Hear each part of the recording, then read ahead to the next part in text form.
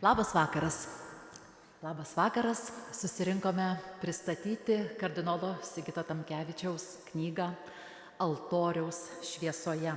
Pasveikinti, pasidžiaugti, išklausyti jo bendražygių prisiminimų ar šiandienos įžvalgų. Drįstu sakyti, susirinkom švęsti laisvę.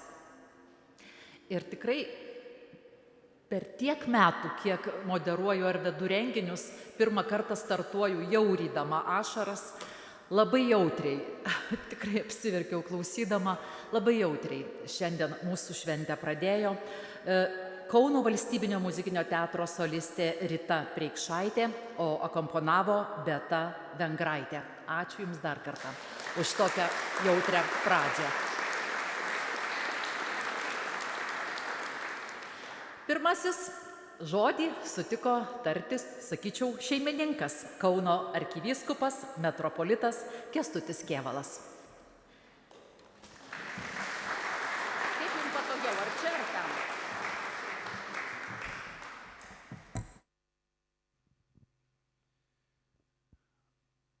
Ačiū, brangieji, kad susirinkote šį vakarą tikrai ypatingai progai mūsų eminencijos kardinolo knygos pristatymo šventei, bet ypatingai ačiū eminencijai, kuris sutiko papasakoti gyvenimo istoriją, pasidalinti tą įkvėpimu, kurį jam padovanojo Viešpats.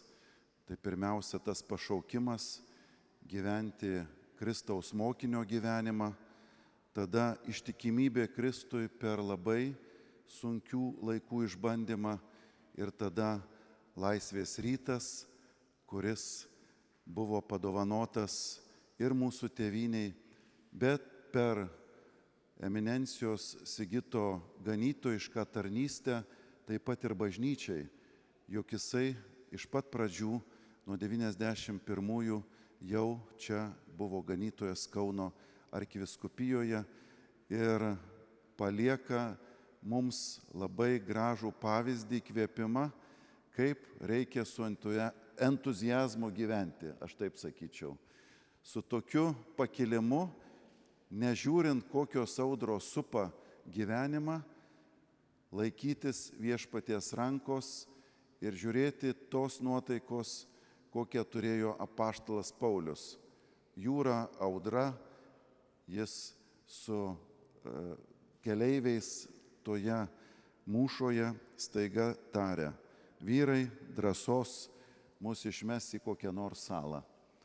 Tai ši Lietuvos bažnyčios kronika buvo vyrai drąsos ir broliai seserys, tada per visą prisikėlimo, tėvynės atgimimo laiką vėl kvietimas drąsos. Na ir šiandien knyga jau kvies jaunąją kartą drąsos, įkvėpimo, nes tai, ką Viešpats mums duoda kaip užduotį, jeigu tu ištikimai ją vykdai, nuostabūs dalykai skleidžiasi. Tiesą sakant, gyvenimas tampa evangelija, geroji naujiena, ir jau tada kitus stiprina tokiais dalykais, kurie jau ne mūsų jėgoms atpažinti. Knyga pradeda gyvenimą, ji kalbina jauną širdį, Viešpats tada duoda jėgos ir toliau tęsiasi misija. Tai eminencijai ačiū už pavyzdį mums, ganytojams, šiandienos kartos, kurie irgi drebantis eina, o ką dabar darysime su nuotaika, kai atrodo čia pasaulis banguoja, bet mes turime pavyzdžius, turime įkvėpiančius liudytojus ir mums tai duoda drąsos šiandien šiuo laiku žengti žingsnius, kurie tikimės duos gausių vaisių, kaip ir eminencijos gyvenimas. Man labai įspūdinga, kad tais laikais su tokiu tikėjimu, tokia viltis pasėta, davė tokią nuostabią, galėtume sakyti, stebuklą vis dėlto, jeigu Lietuvos žiūrim laisvės ir nepriklausomybės rytą. Tai vis dėlto, ką reiškia tikėjimas? Jis kilnoja kalnus. Dėmesio, čia pavyzdys, kaip tai vyksta. Ačiū.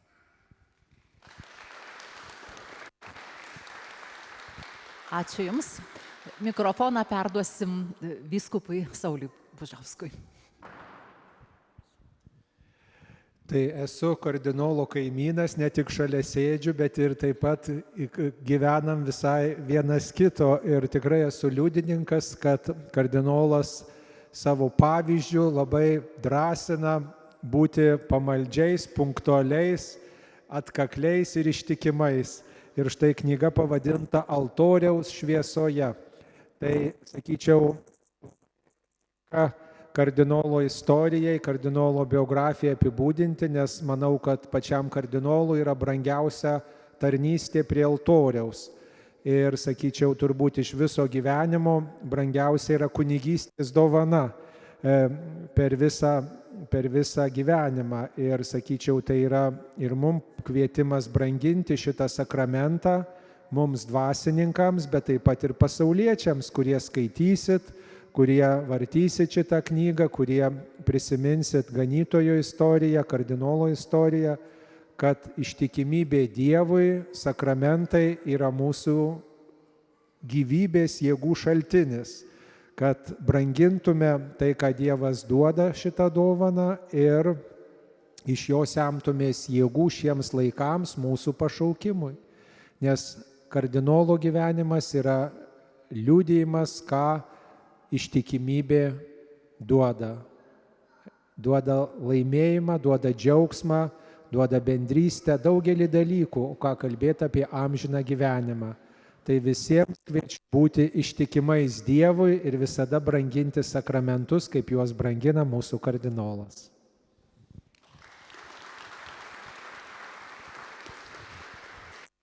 Ačiū Jums. Tai yra berods 5. knygų serijos pavadinimu Pergalės ženklas knyga. Knygų serija Pergalės ženklas leidžia Krikščioniškos pagalbos labdaros ir paramos fondas Donum. Tuo siekiama įamžinti, aprašyti, atpasakoti 1940–1990 Lietuvos nepriklausomybės kovas, pristatyti neginkluoto pasipriešinimo dalyvius. Ir dabar aš kviečiu Krikščioniškos pagalbos labdaros fondo Donum įkūrėją ir vadovą Tomą Reventą.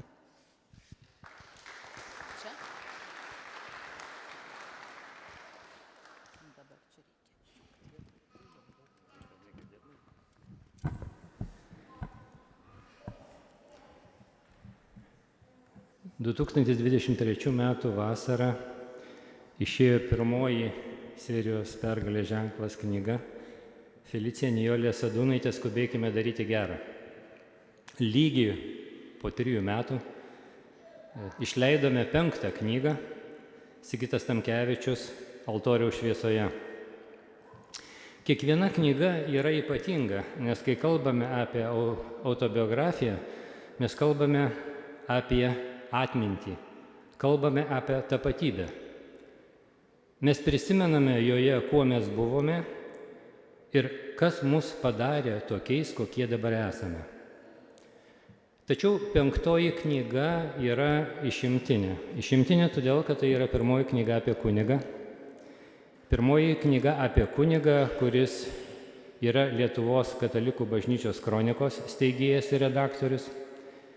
Pirmoji kunigą, kuris kartu su kitais įkūrė tikinčiųjų teisėms ginti katalikų komitetą, kuris TSRS aukščiausiojo teismo buvo nuteistas 10 metų laisvės atėmimo. Pagaliau tai knyga apie kunigą, kuriam suteiktas 2. pagal laipsnį katalikų bažnyčioje dvasininko titulas, kardinolo laipsnis. Visi šitie Sigito Tamkevičiaus darbai ir jo gyvenimo kelias jau įrašyti Lietuvos istorijoje ir jų niekas neištrins. Tačiau yra dar kai kas svarbiau. Kai kas svarbiau už šitus darbus. Ir kas tai?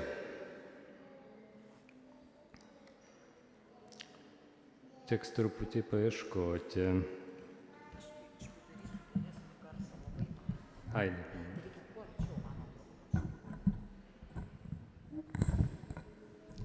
Bandau suieškoti laiškus.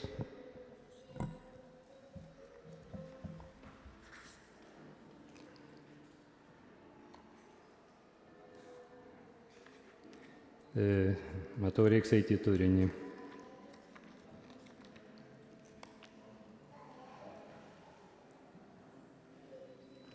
Taip, 120 puslapis.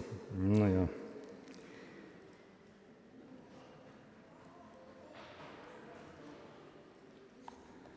Laiške iš Sibiro savo broliams Sigitas Tamkevičius rašė: Nežinau, ar jūs patyrėte, kokią ramybę, džiaugsmą ir palaimą atneša gyvenimas Dievo artumoje.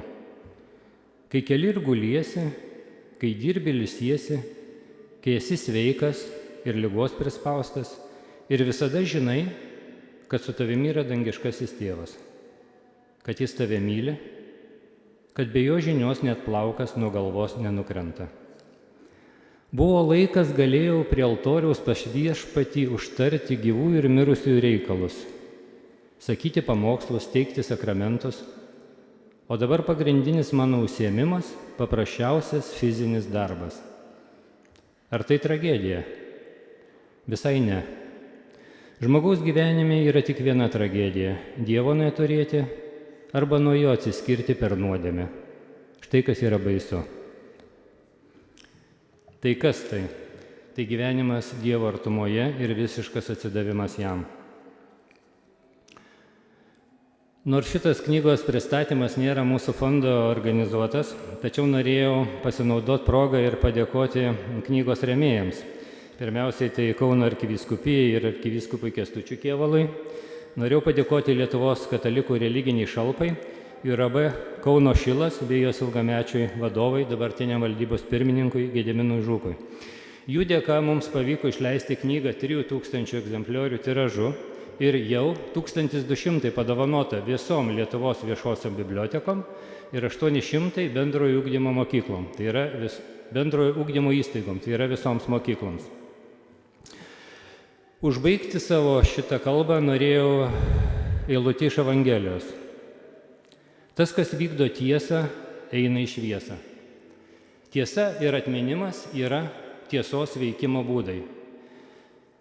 Reikia išsaugoti tiesos atminimą ir juo dalintis, nes tik tada jis mums teiks paguodą ir bus pilnutinis. Ačiū. Ačiū, Tomai.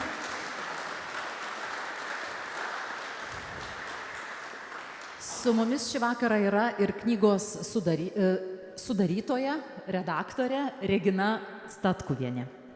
Prie kurio jūs? Prie šito?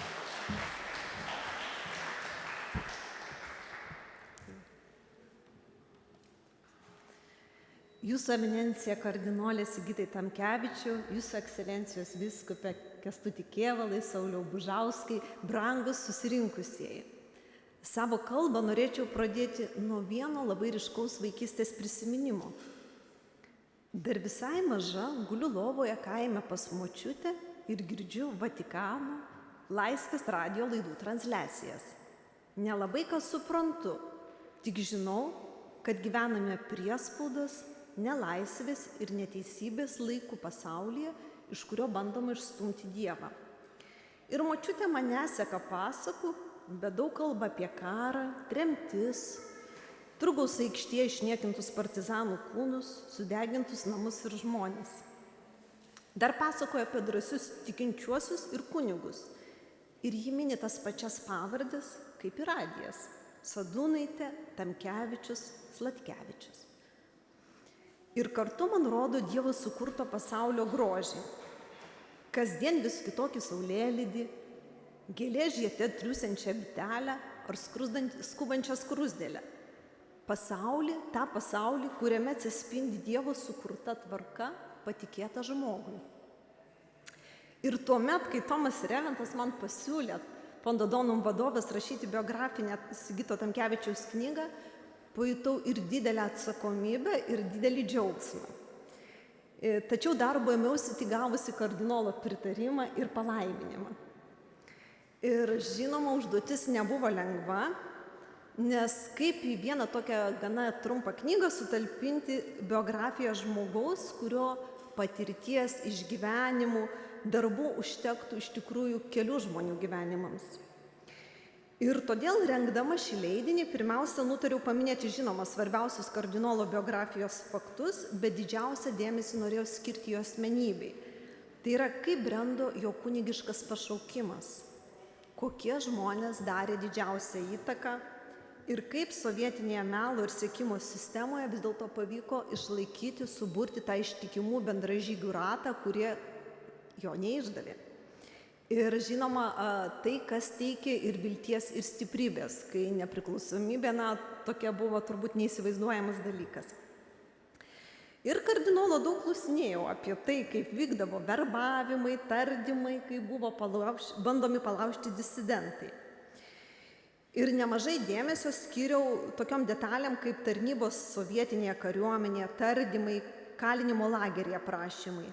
Taip norėjau parodyti, kaip komunistinė ideologija virsta kasdienybė, buitimi, gyvenimu. Pagrindinių skyrių pradžioje pateikiu trumpą istorinį kontekstą, kas tuo metu vyko pasaulyje ir Sovietų sąjungoje.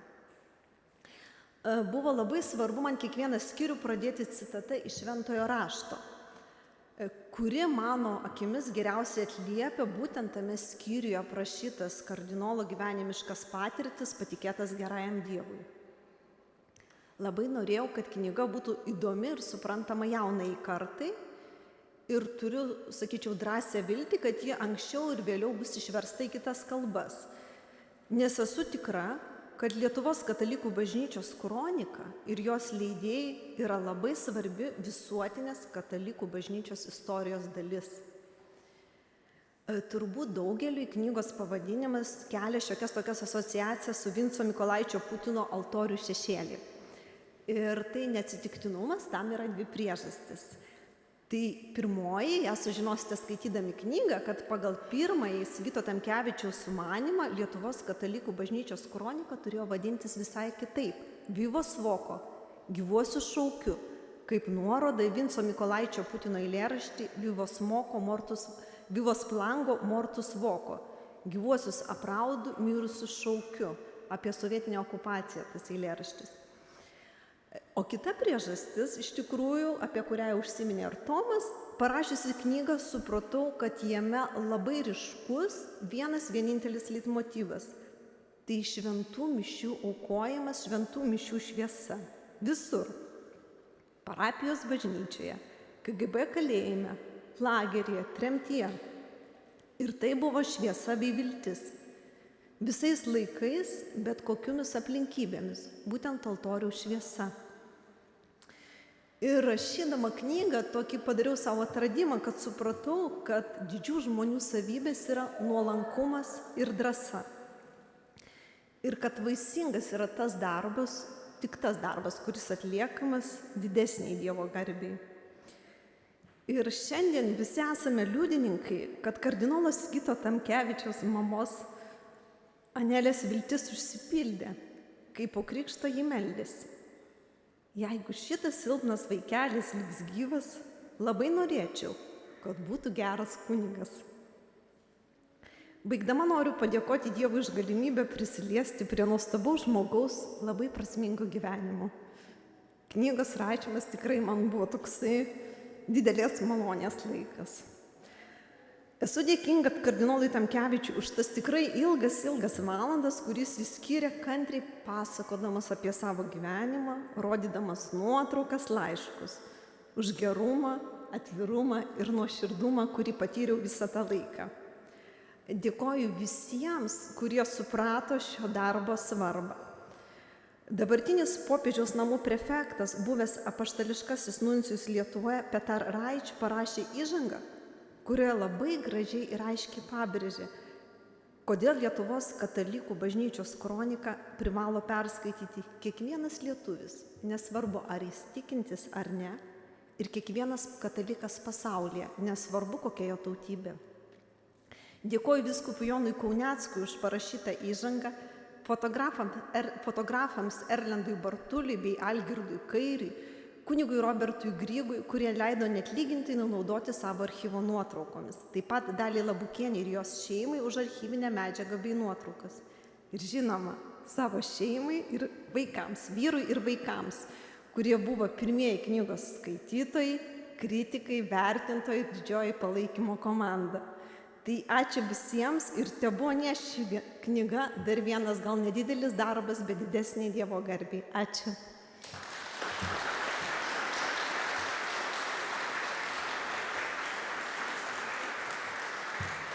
Ačiū Jums. Dabar dar vienas svečias, kažkaip aš jau čia per garsiai svečias, kuris puikiai pamena, kad jam labai patikdavo, kai pas jo dėdę, kuris po Sibiro apsistojo tuose pačiuose namuose, cituoju, motociklu Javą į kiemą atvažiuodavo kunigėlis Sigitas. Tokie jo prisiminimai. Kaip suprantat, dabar metas kaip tik jiems. Ir nors tas svečias, apie kurį čia taip paslaptingai kalbu, turi daugybę apdovanojimų, pripažinimų, prašo būti pristatytas paprastai vienu žodžiu mokytojas. Ir taip kaip šiandien mes jo prašėm prisėsti prie visų garbių mūsų vakaro svečių, jis kukliai pasirinko antrą eilę. Tai dabar jūsų prisiminimai, visą, ką norite papasakoti, ką paruošėte šiam vakarui, pasitikite mokytojas Paulius Martinaitis.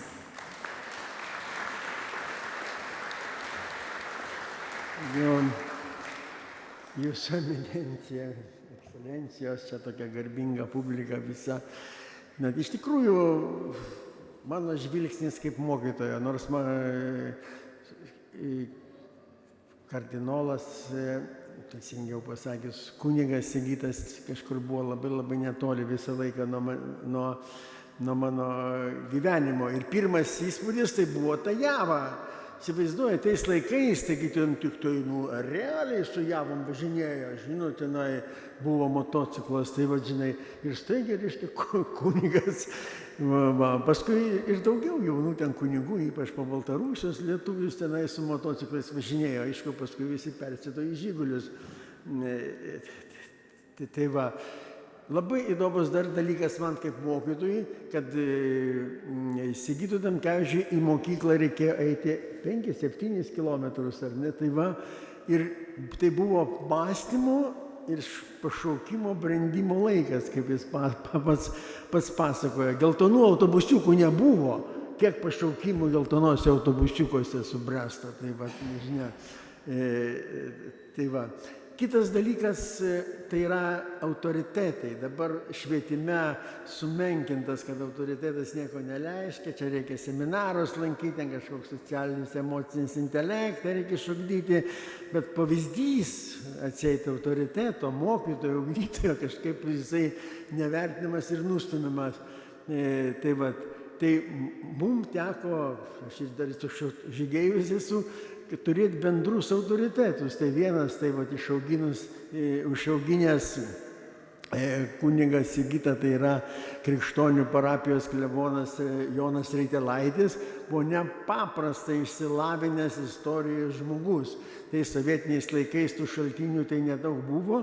Ir garsėjo jisai kaip bažnyčios statytojas, pasiprojektavęs bažnyčią.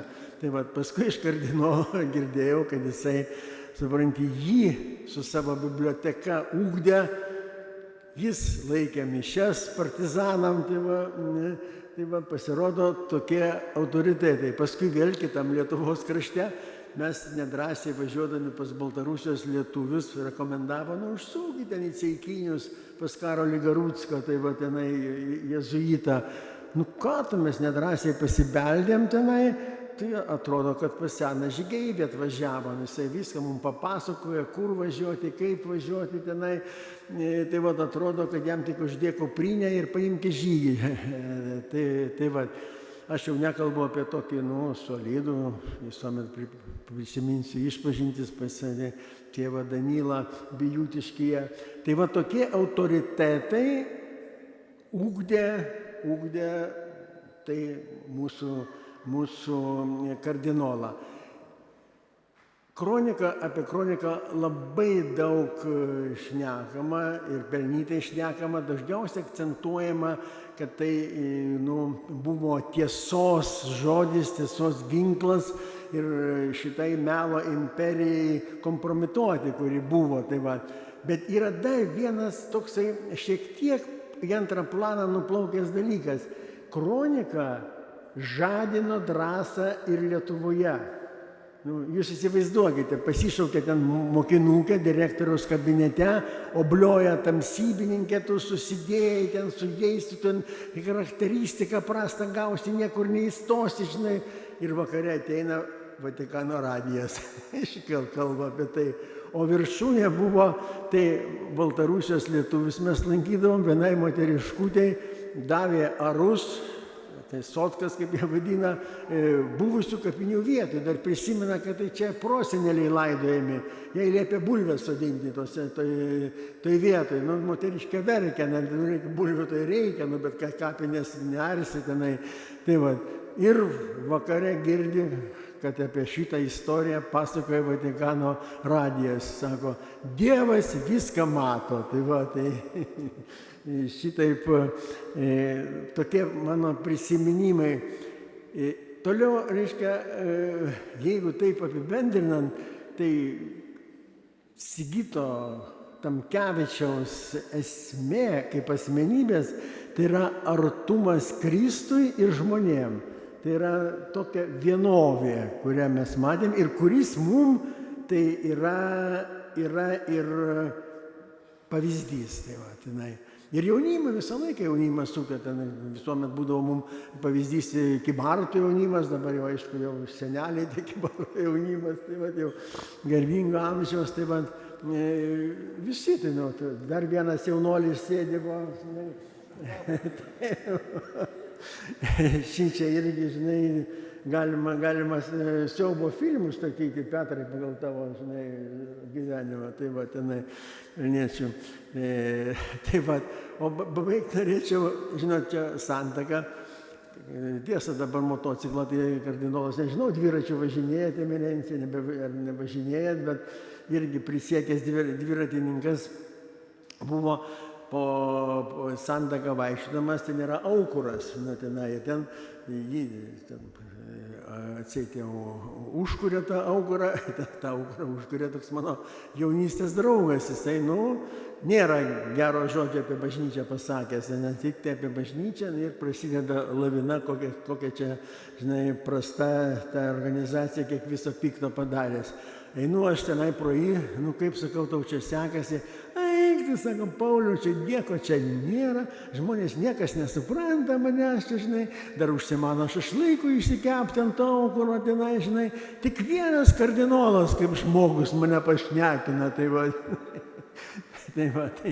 tai suprantat, aš taip ir pagalvojau, nedrįsau pasakyti, žinai, tu gesink tą savo aukurą, Jurgio bažnyčia, katedros aikštėje 4 bažnyčios aukurai, kurie dega ir paliečia žmonių širdis. Tai vat, belieka tik tai padėkoti už knygą. Seniai taip nedrąsiai vis paragindavom, nes kardinolas buvo mano kaip ir viršininkas, katalikiškos mokyklos steigėjas vienas. Tai va, tai ten su tokiais popieriais eidavom. Tai va, tai ačiū už knygą, Eminencija. Ilgiausių metų. Ačiū Jums.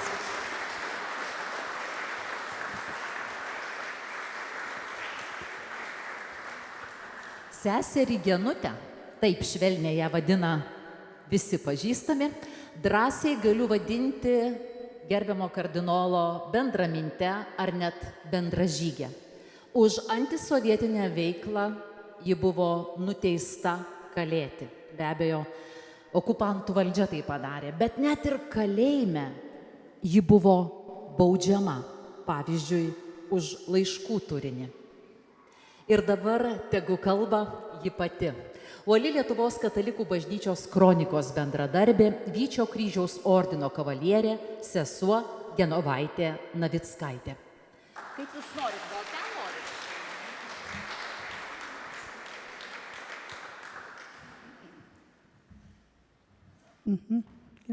Dabar kunigą Sigitą, dar tuo metu vadinamą Sigitu, pažinojau labai seniai, dar buvau tik atėjusi į vienuolyną ir pastebėjau tokį bruožą, kad labai gilus tikėjimas, labai didelė meilė Dievui, labai didelė meilė bažnyčiai ir labai didelė meilė žmonėms.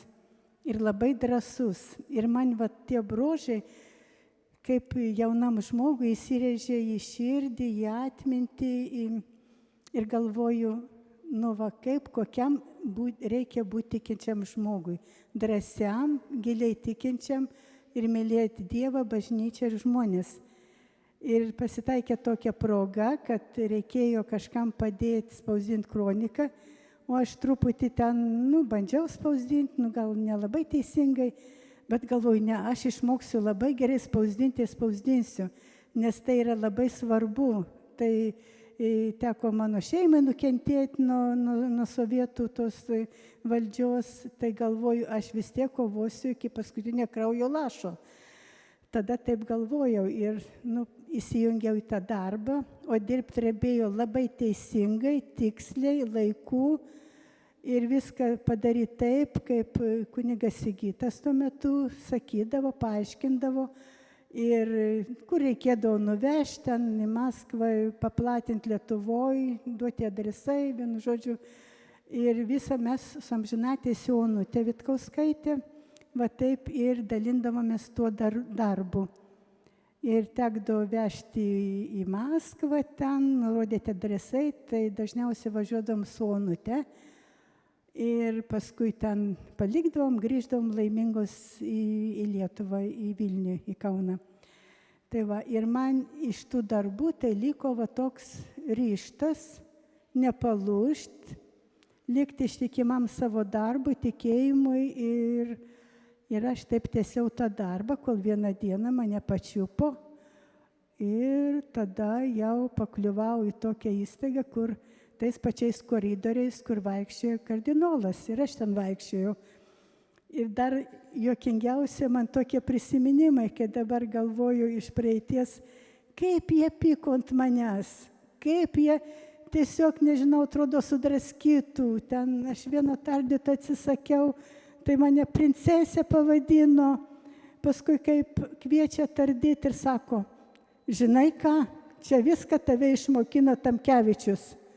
Aš dabar galvoju, ačiū Dievui, jeigu jis taip mane mokino, nors jis mane realiai tai nieko ten nemokino, tik mokino, kaip reikia dirbti. Paskui kartojo tą daug kartų, tu prieėjai tą mokyklą Tamkevičiaus. Galvoju, jeigu prieėjau, tai gerai. Paskui atneša visokių ten spausdintų tų kronikų randa, kur ten su tavo mašinėlė spausdinta. Tai kas ten spausdino su tavo mašinėlė? Ai, sakau, tardytoj, nei klauskit, nei ką, parašykit, kad aš spausdinau. Nevaidink čia kankinę, žinai. Paskui dar tokių įdomių dalykų. Reiškia, sako, aha, tu buvai, žinai, tu ten nebuvai didelis žmogus, tu buvai tik mažas varžtelis.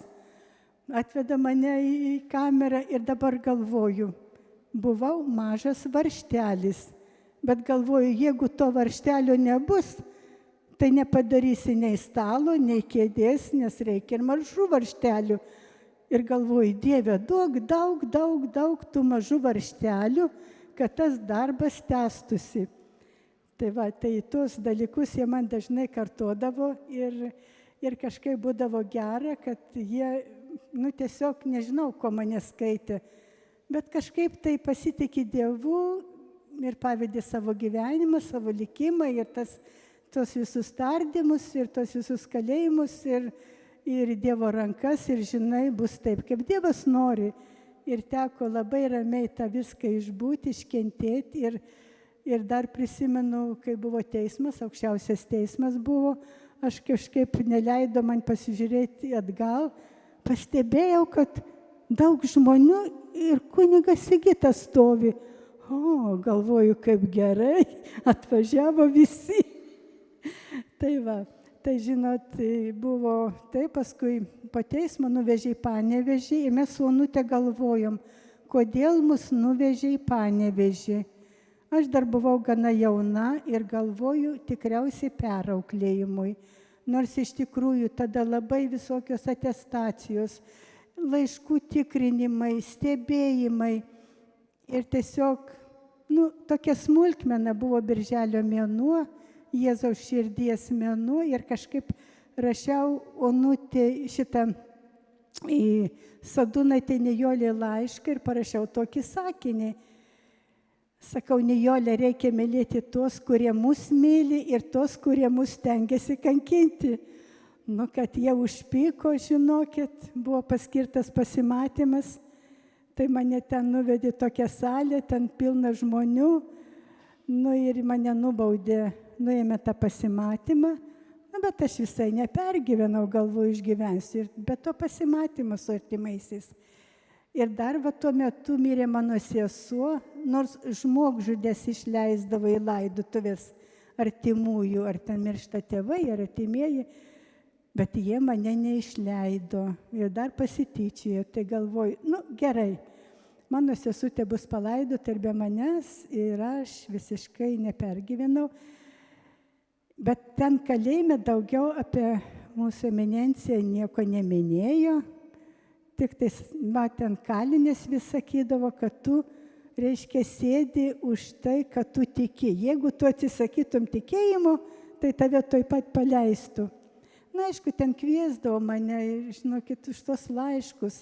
Labai daug laiškų jaunimas rašydavo ir žmonės, ir tiesiog gauni pundą laiškų, o tuose laiškuose tiesiog paguodos žodžiai, ištraukos iš švento rašto, iš kažkokių iš šventųjų mintis, tai man tiesiog būdavo kaip rekolekcijos kartais.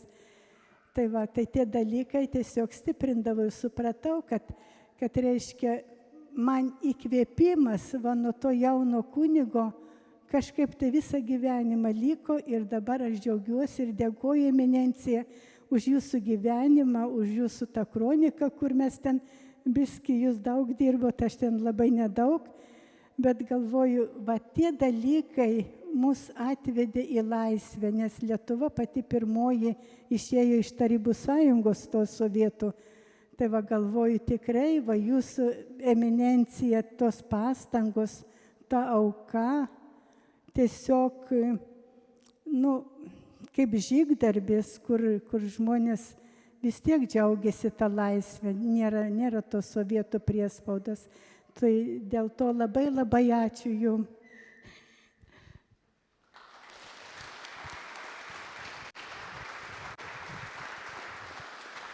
Ačiū Jums. Krikščioniškos pagalbos labdaros fondas Donum, kuris leidžia šią knygų seriją, taip pat organizuoja ir tokių video pokalbių seriją, kur mes mėginame gyvai užfiksuoti dar knygų herojų istorijas ar pamąstymus apie šias dienas.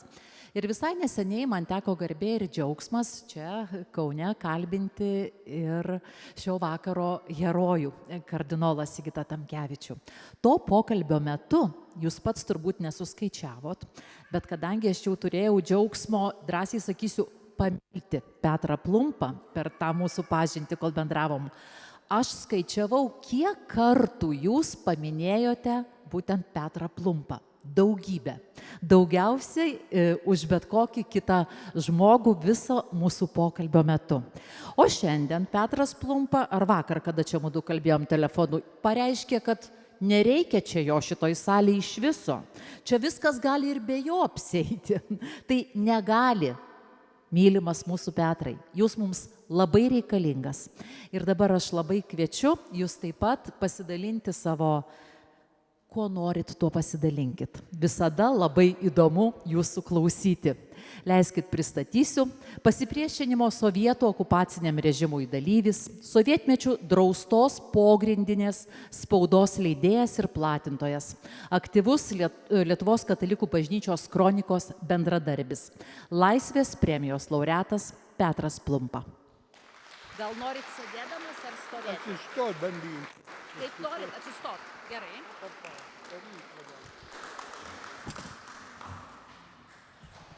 Ačiū uždėmesį, bet man sunkoka, nelabai mėgėjas kalbėti, bet toks matyti likimas arba karma, kaip sako dabar.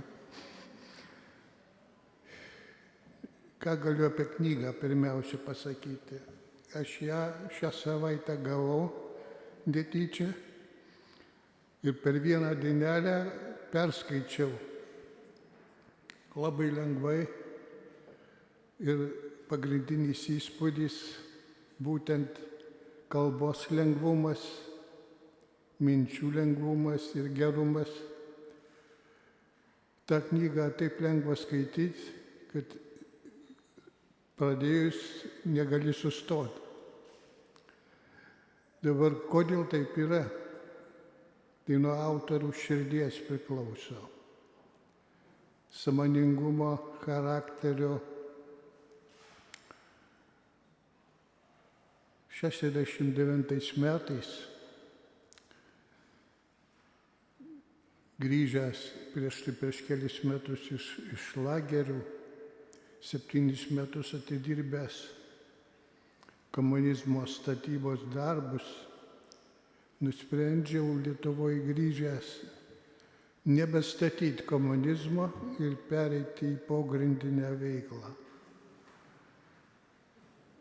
Pogrindiniai veikloj taip pat tuo metu buvo išmesti iš kunigo luomo kunigas Juozas Zdebskis ir Sigitas Tamkevičius. Ir jie užsiimdavo pastoraciją nelegalia ir skirtingai. Juozas Zdebskis mėgdavo daugiausia suaugusius vyresnius žmonės, Sigitas Tamkevičius vaikus ir jaunimą. Ir kartą mes čia senamiestį Vilniaus gatvėje, Algis Baniulis, kurį daugelis pažįsta gal, tada jaunas vyrukas, surinko virš 10 jaunuolių. Tai Algis Paliokas buvo, tada Jonas Gudelis, Jaugeliai broliai. Ir man ten teko būti. Ir kelias dienas buvo atliekamos rekolekcijos ir iš jų paskui išėjo keli kunigai iš to tarpo. Tame tarpe Eugenijus Baniulis, Bartulis. Dabar su kunigu Zdebskiu mes vaikštinėdavom kartais, važinėdavom, su juo teko pravažinėti ne šimtus, o tūkstančius kilometrų. Niekam nežinant, lygi šių dienų niekam nežinant, kur važiuodavom, ką darydavom ir išsišnekėjom įvairiais klausimais ir jis yra kartą pasisakęs, kad Sigitas Tamkevičius, reiškia jo išmestas iš darbo valdžios, suspenduotas, turi charizmą arba polinkį ar sugebėjimą dirbti su vaikais. Ypatinga. Ir iš tiesų šitas sugebėjimas dirbti su vaikais rodo tam tikrą sielos vaikišką dvelgsmą. Nesunku jam kalbėti su vaikais, juos uždegti. Vaikai Prienuose jam gyvenant ateidavo į namus jo. Retas dalykas, kad vaikai patys ateitų į katechizaciją nekviečiami net kiekvieną savaitę. Šitai atsispindi ir knygoje, tas rašymo stilius, ta kalba visa, paprastumas, aiškumas. Pavyzdžiui, skaitau ir aiškiai suvokiu, kad aš pats nesugebu taip nei pakalbėti, nei parašyti, taip paprastai ir aiškiai. Niekada nereikia sukti galvos, ką jisai sako. Ir knygoje ten, kur yra jo mintys surašytos, labai aiškios, suprantamos, įskyras išnašas, kurias reikia skaityti su padidinamoju stiklu. Bet jas galima praleisti, nebūtina skaityti. Todėl šiai knygai reklamai geriausia yra pats paskaitimas knygos. Krito knygoje man kai kurie dalykai, kurie jau čia buvo paminėti. Vienas iš jų yra pats pavadinimas altoriaus šviesoje. Tai yra liktai kontra kūrinėlis atsiliepiantis į Putino arba Mykolaičio Putino altorių šešėliai knygą. Altoriai, kurie skleidžia šešėlius. Altorius, jeigu jis tikras altorius, jis yra Kristaus centre, kristocentrinis reiškinys, netgi gyvas, altorius yra gyvas ir jisai niekada šešėlių neskleidžia, kadangi tikras altorius yra Kristus ir jisai visada skleidžia šviesą. Todėl ir gyvenimas altoriaus šviesoje visiškai atitinka šitą. Knygoje yra taip pat labai svarbi mintis apie gimusio kūdikio Sigito paaukojimą prie Marijos altoriaus, Marijos globai, su prašymu, kad būtų geras kunigas. Šitie paaukojimai yra be galo svarbus visam tolimesniam gyvenimui.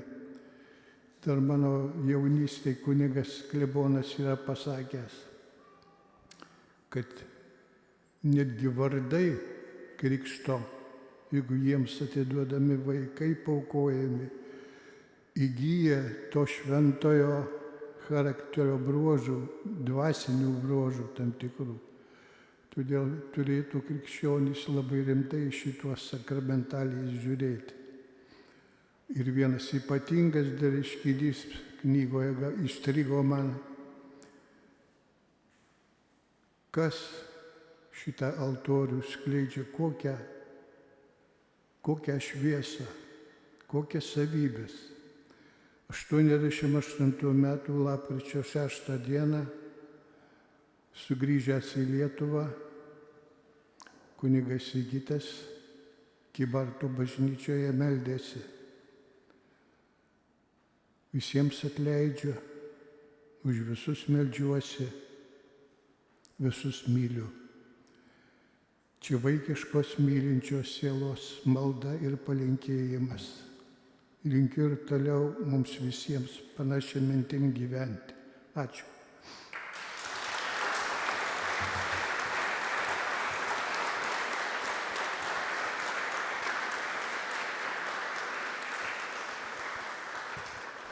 Ačiū. Na, o dabar mes labai prašome jūsų žodžio, kardinolė. Tad leiskite pristatyti pasipriešinimo sovietų okupaciniam režimui dalyvis, tikinčiųjų ir pilietinių teisių gynėjas, Lietuvos katalikų bažnyčios kronikos pirmasis redaktorius, Laisvės premijos laureatas, kardinolas Sigitas Tamkevičius.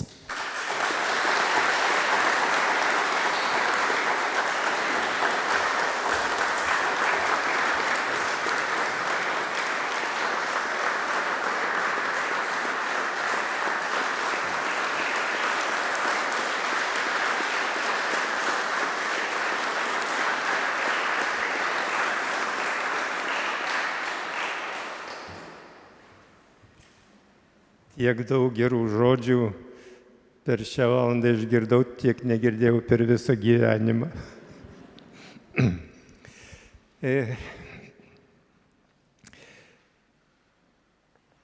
1955 metų vasarą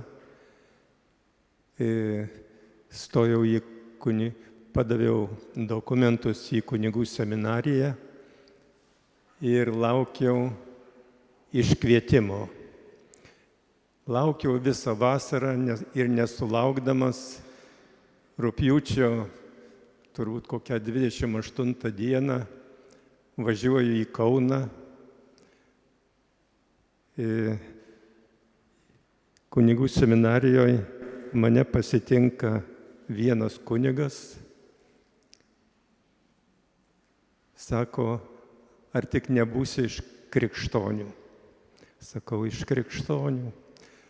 Tai sako, atrodo, kad tavęs nepriėmė. į seminariją. Bet dėl pilno tikrumo nueik pas rektorių Žitkų, jis pasakys jau, ar priimtas ar ne. Tai šito kunigo žinia, kad tikriausiai nepriimtas, man buvo tokia skaudi. Ir prieš eidamas pas rektorių užėjau į katedrą ir meldžiausi turbūt taip nuoširdžiai, taip karštai, kaži ir gyvenime daug kartų taip pasisekdavo melstis. Ir pasimeldęs nueinu pas rektorių Kazimierą Žitkų. Vos pradariau duris, jis taip nušvitusiu veidu sako, tik ką pasiuntėm telegramą, kad atvažiuotum mokytis į seminariją. Taigi tai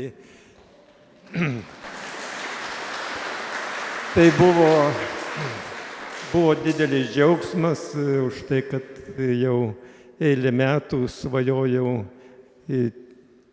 tik rinktis kunigystę ir nieką kitą. Na, ogi paskui kunigo tarnystės metais, jai ten ir pasisekė kai ką padaryti, tai tik todėl, kad šalia buvo labai gerų, drąsių žmonių, į kuriuos galėjau remtis. Tai vienas iš tų buvo Petras Plumpa, kuris pirmus kronikos numerius padėjo redaguoti, buvo pogrindžio šeimos seserys, jų atstovė sesuo Genutė, kuri pirmą kronikos numerį pusę perrašė. Taigi, ir jeigu ne tie visi tokie labai geri, drąsūs, pasiaukoję Dievui ir Lietuvai žmonės, tai ten ir iš to kunigėlio Sigito kažkas nieko būtų gero, ko gero neišėję. Būčiau kažkur tai tarnavęs parapijoje.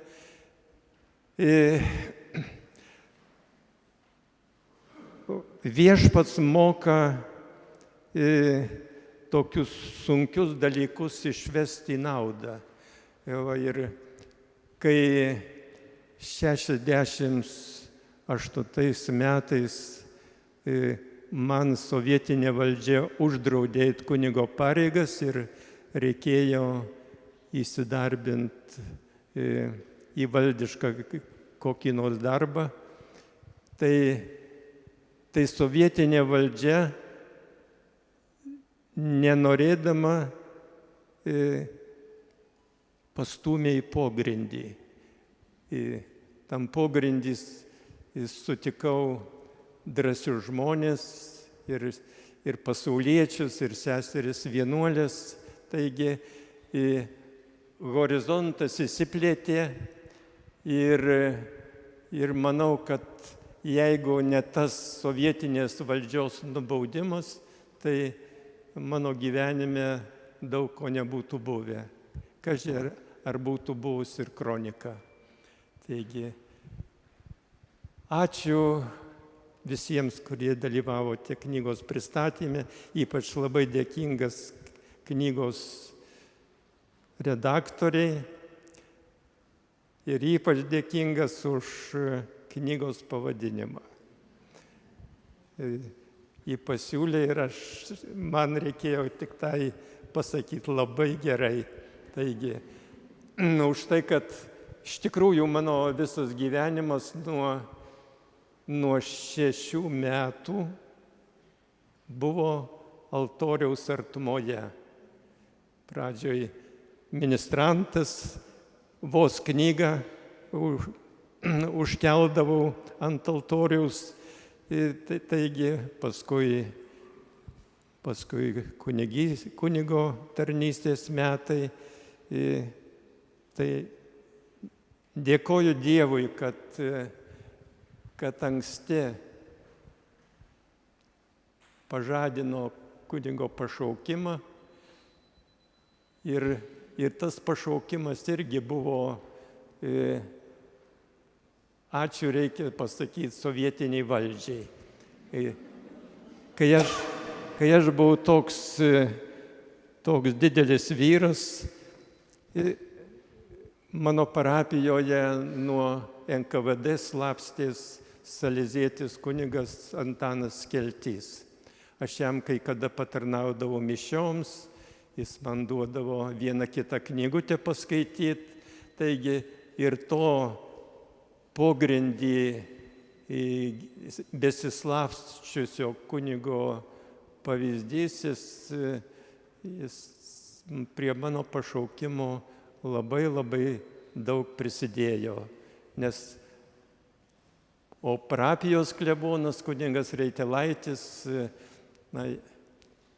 jis manęs į kunigystę nekalbino, tik jis man leido naudoti, skaityti jo didelės bibliotekos knygas. Tai tos knygos irgi labai prisidėjo prie mano pašaukimo, kunigo pašaukimo ir atsiradimo ir brendimo. Tai esu be galo dėkingas per ilgą gyvenimą sutiktiems žmonėms, į kuriuos galėjau atsiremti, iš kurių pavyzdžių galėjau mokytis. Taigi, ačiū.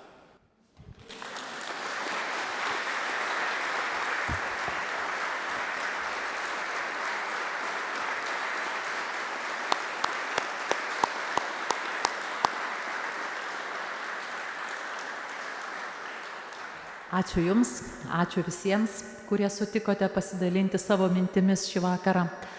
Ačiū dar kartelį visiems, kad buvote čia.